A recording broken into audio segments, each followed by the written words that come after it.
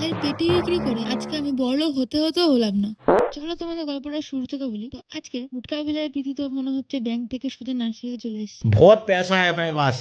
আর ওর পরম মিত্র হওয়ার হিসাবে আমিও সঙ্গে এসেছি। আমরা পারলে হাত ধরে একসাথে যেতাম, কিন্তু সেটা তো সম্ভব না। যাই হোক, ওখানে গিয়ে এই গোলাপ গাছটা আর তার সাথে আরো কয়েকটা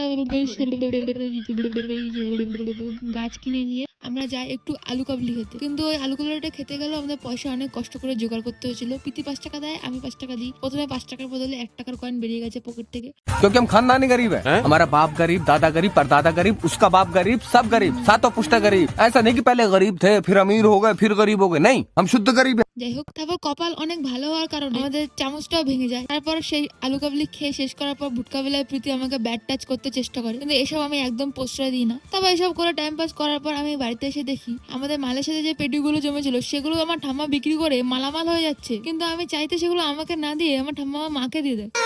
सारी उम्र मैं जो कर जा बढ़िया रहा तेरे पीछे ये जिंदगी सर्कस